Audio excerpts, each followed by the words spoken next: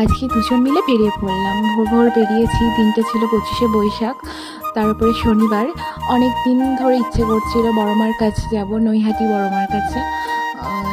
যাই হোক, শেষমেশ আসা হলো।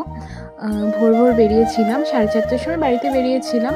একটু আস্তে আস্তে ধীরে সুস্থে আস্তে আস্তে 7টা বেজে গেছিলো। এসে তো অবাক হয়ে গেলাম, কিছুই জানি না, প্রথমবার পুজো দিচ্ছি। তাই এসে ভাবলাম এত লাইন, মানে লাইন শেষই হচ্ছে না, পেছনে মানে লাইন খুঁজেই পাচ্ছি না। যাই হোক, পৌঁছালাম, ভাবলাম তো বেলা হয়ে যাবে। তারপরে দেখলাম না, তাড়াতাড়ি লাইনটা এগোচ্ছে। আমরা 7টায় পৌঁছেছিলাম, 8টার মধ্যে পুজোটা কমপ্লিট হয়ে গেছিলো। যাই হোক, বড় মায়ের মন্দিরে চলে এসেছি। একটু একটু দেখতেও পেলাম মাকে। বহু দিনের স্বাদ ছিল মায়ের কাছে আসবো, শুধু ফোনেই দেখেছি। এই যে বড় মায়ের সামনে একদম, এখন পুজোটা দিয়ে নেব। মা ওখানে বিরাজ করছে মনে হচ্ছিল। শেষমেশ মা ডাকলো, তাই আজ যেতে পারলাম। খুব ভালো লাগলো, শান্তি হলো পুজো দিয়ে। অনেকটা ভিড় ছিল, কিন্তু আমরা ঠিকঠাকভাবেই পুজোটা দিতে পেরেছি।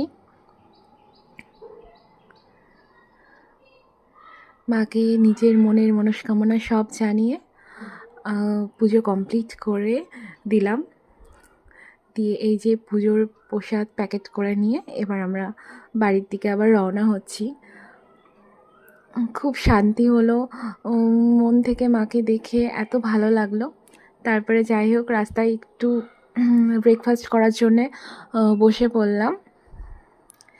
আজকে যেহেতু শনিবার, মায়ের কাছেও পুজো দিয়েছি, তাই নিরামিষ একদম। তাই একটু আলুর পরোটা আর লস্যি খেয়ে নিলাম এই সরাইখানা থেকে। সবাই হয়তো চেনো, হাই রোডের কাছেই। তারপরে গাড়ি নিয়ে সোজা এবার বাড়ির পথে রওনা হব। খুবই ভালো লাগলো, খুবই ভালো দিনটা গেল। রাস্তার ভিউ দেখতে দেখতে বাড়ি চলে গেলাম। তারপরে